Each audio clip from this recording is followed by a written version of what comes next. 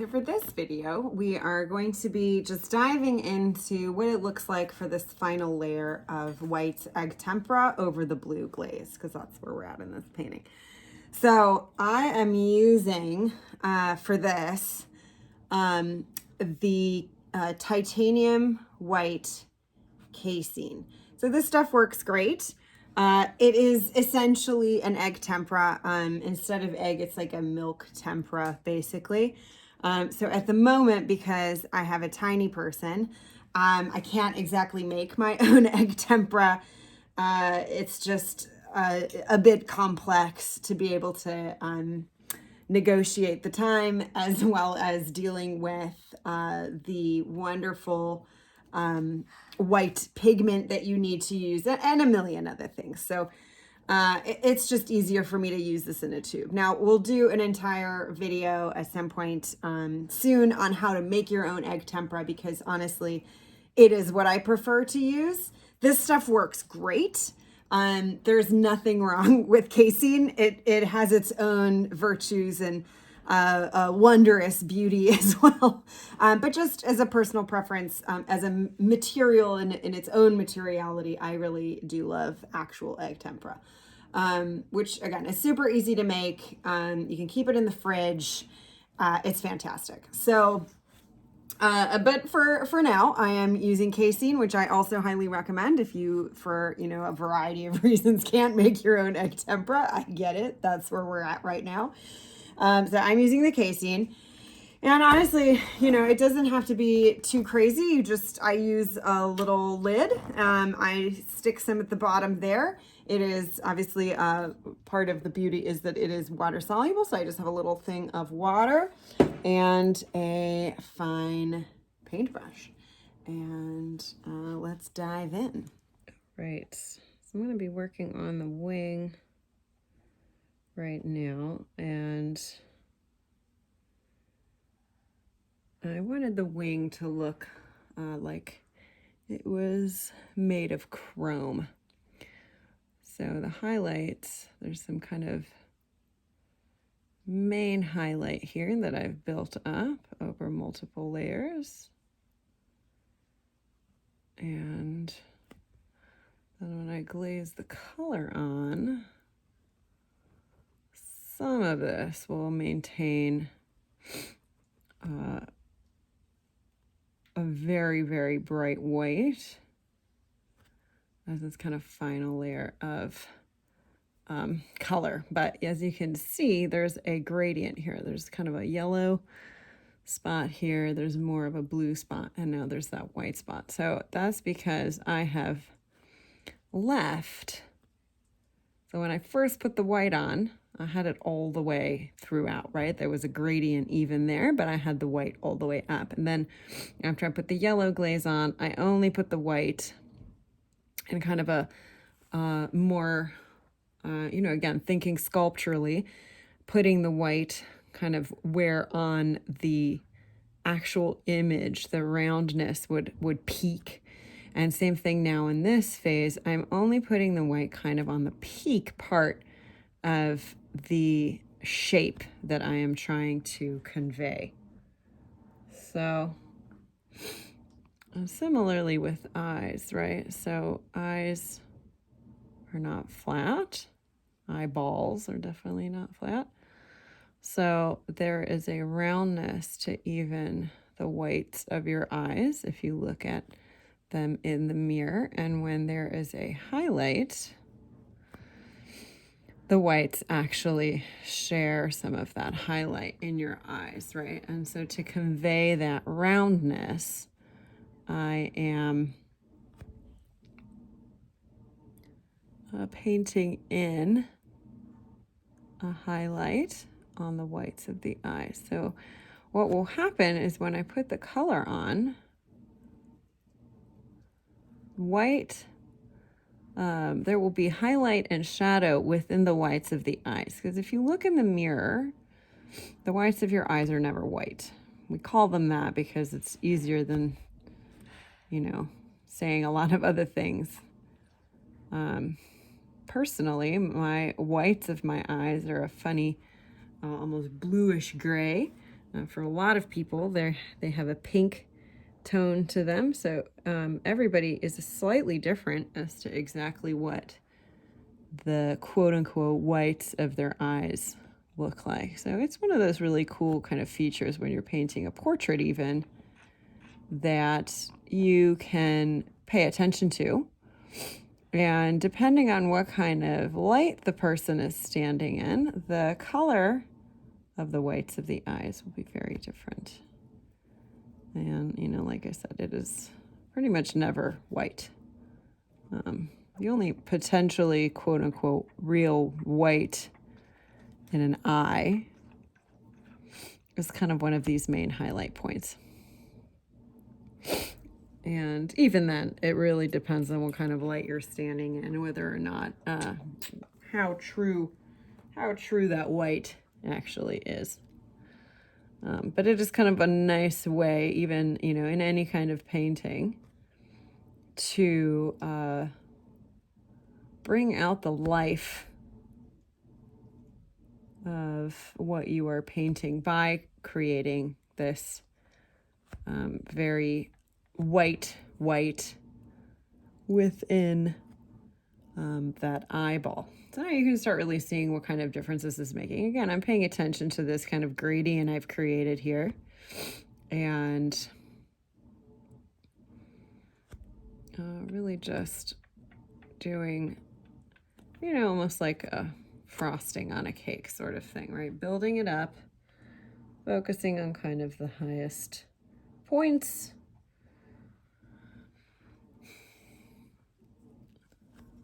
Here I am kind of going through, just doing much of the same thing on all of these wings. Now, right now they look extremely similar, which in real life would never happen. If these were made of chrome, each one of these would have a range of light on them, right? They wouldn't reflect the same in the same place, obviously. So how I'm going to fix that, or really how I've solved that in this painting, is that when I apply the color glazes, I will there put in kind of the respective variants of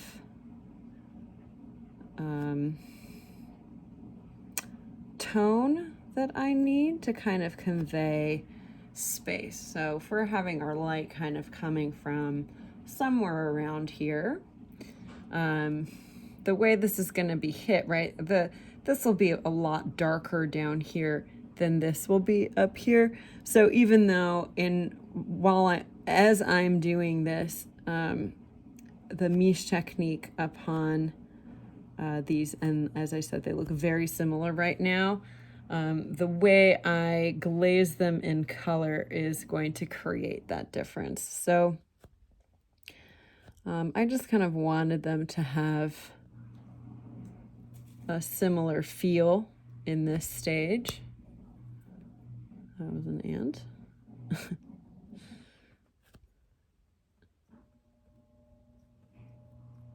And when I put the colors on, that will ultimately kind of be where I create those final kind of highlights and shadows. And that's what the color stage is for, really. So I do a big chunk of the heavy lifting, but I also, in the underpainting rather, a big chunk of the heavy lifting in the underpainting. But I'm also being aware of how I'm going to handle my color when that comes around. So I can kind of make these final decisions in that part of the painting as to, you know, how I'm going to solve some of these issues.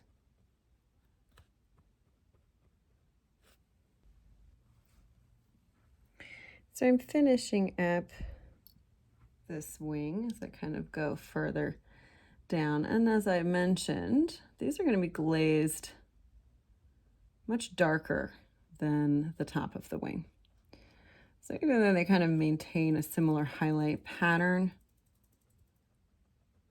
in this stage, the final outcome, it will be obvious that these are lower down, you know, receiving much less light than the chrome feathers at the top there.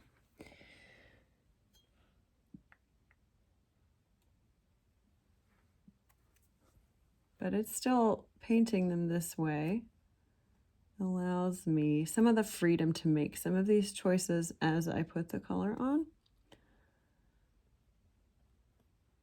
So this is one of those things where you can experiment. There's a lot of room for experimentation in this technique. That's why I think it appeals to so many people, because while I do it in a very particular way, you know, other teachers, other people very much have their own kind of take on the best approach to these things. And if you learn this technique, you will find through your own experimentation that you will have your own preferences to how to build some of these things up as well.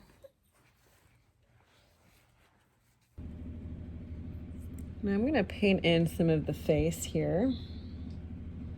Let's start off with the same brush I was just using. But I might switch. But we'll start here and see how it works. So again, you can already see kind of this beautiful highlight and shadow built up. So I'm not going to touch too much of that other than putting in where the brightest of whites will go. So I'm going to just kind of start here.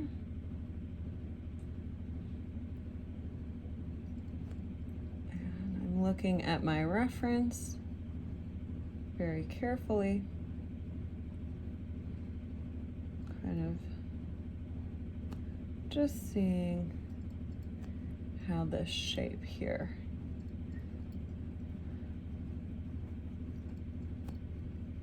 works out, comes up onto the ridge, very top of the forehead there. So the nice thing is that as you're painting, the brush starts losing some of the really intense amount of paint, amount of the casing that it has on it. But that's great because that allows you to feather, to soften, to blend in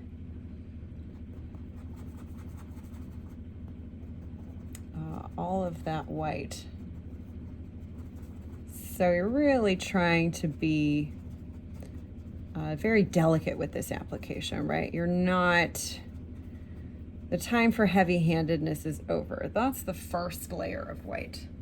That first layer of white over the red is where you really can get blocky, get textural, you know, really get the feel of where those highlights are in a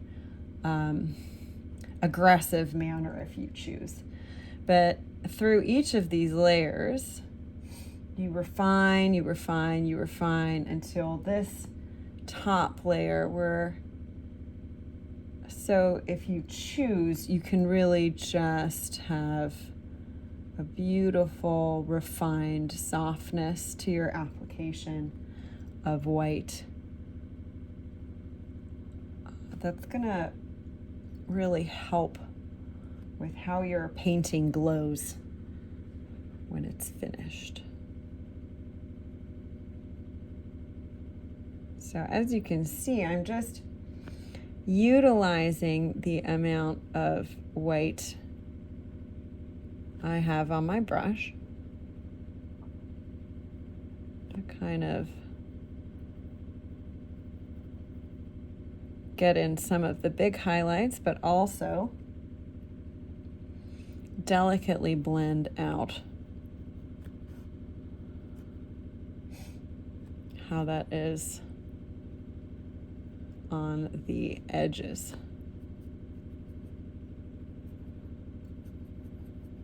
So I'm not just leaving a chunk of white on there.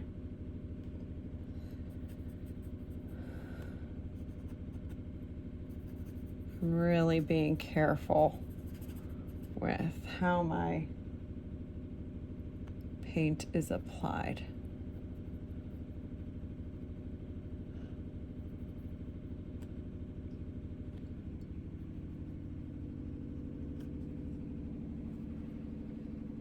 You can see that I am using a relatively small brush. This is a size 2, so not teeny tiny. It's big enough where I can still get quite, utilize the entire kind of softness, the length of the brush and what I'm doing. And see, because I have so much paint on it right now, I'm going to kind of skip around a little bit. Get those very bright whites kind of blocked in where I want them. And then as it's fading, right, it's now quite a bit less, I can kind of go back into these edges and feather and smooth that out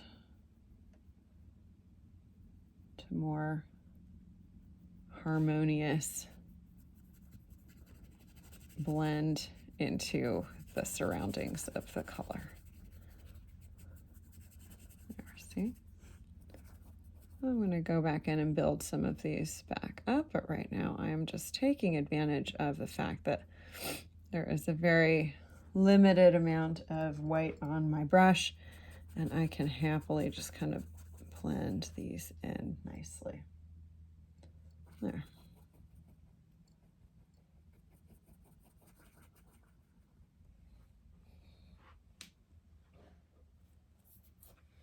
So I'm really utilizing my underpainting, as you can see. I just built up quite a bit of white on here. So I'm really utilizing my underpainting, right? I've already done the work. So I don't want to just redo all of the effort I have put in here. I'm not just going over everything. I am looking at my reference and just picking out where I need to kind of apply these highlights. So I mentioned before, if you've watched any of my other videos, I pretty much say this every time, but it's always worth repeating. The Mische technique, as I do it, has a sculptural element. So you're building up from the bottom, as you can, you very clearly can see in some of these spaces. You are building up from the bottom, almost like a pyramid of gradient and chroma. So the pyramid, the base, is a red ground. So I love using like a red ochre almost. It's a really nice base color for a lot of this stuff. And that red ochre is the base of the pyramid, essentially. And upon that red ochre, you are going to put your first full layer of white. So that white, all of those highlights, you're not only just building up the white, but you are essentially just creating an entire range of highlight and shadow in that first layer. So that should technically take the longest. So, because you really want to make sure you're specific with your choices and correct. So it's worth taking the time to really build that layer up as accurately as you possibly can. So like I said initially that you want to go in with some aggression. Aggression but care, you know. It's not a wrecking ball, but, you know, like any foundation to anything, you know, you kind of make your big moves in that layer, but you also have to be very careful on those big moves, because if you put them in the wrong place, then, you know, foundation in the wrong place isn't really a very good foundation, is it? So you gotta be careful with how you apply and where you apply. So then as you build up that foundation, right, in the first white layer,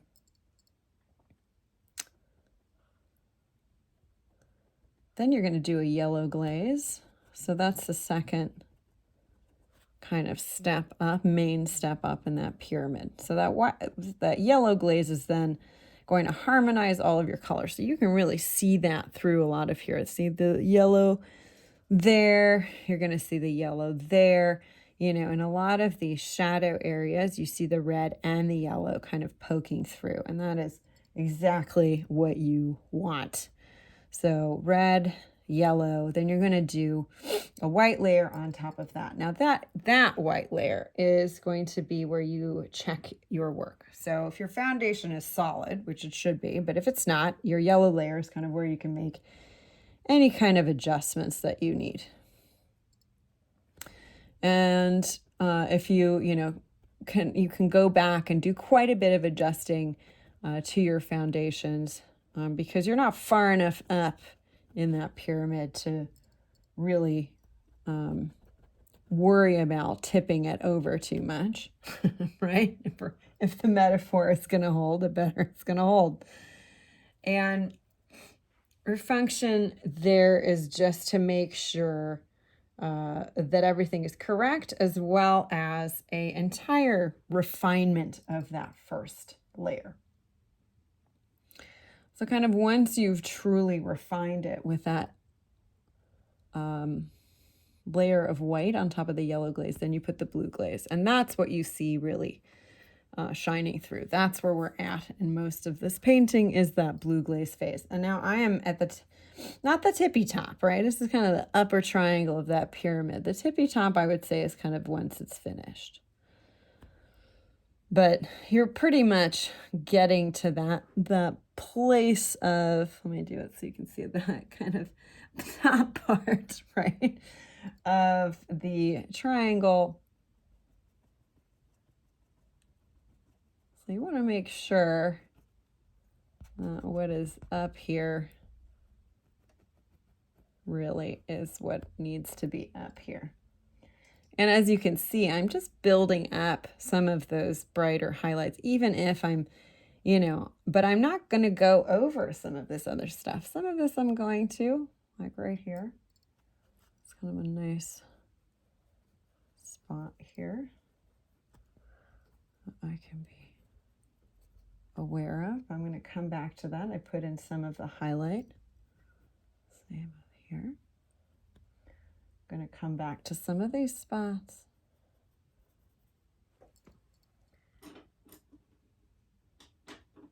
I like having a brush that I can just kind of feather it out with. Also, that's kind of a nice tool to have. So just a bigger fluffy brush that you can utilize to soften some of the whites if you can't, if it's not exactly the right texture. It's a nice way to apply that. I'm just going to kind of build into this cheek here. I want to utilize that soft, fluffy brush and blend that in.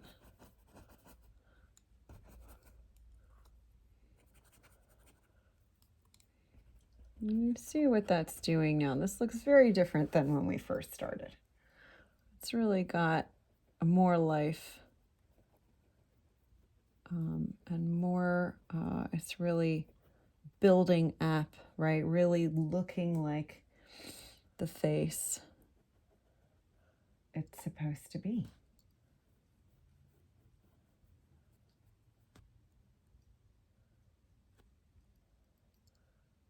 There we go.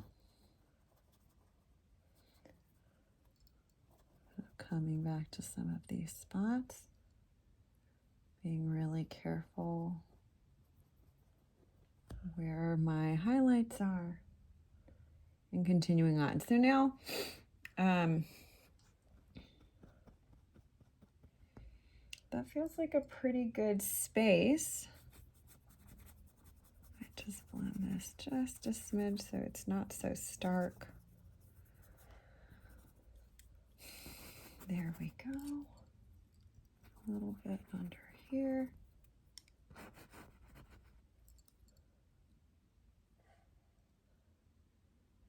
And how do I feel about his nose? Let's do just a little bit right there. Make sure.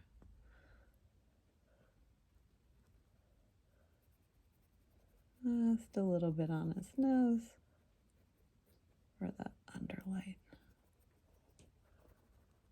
There we go.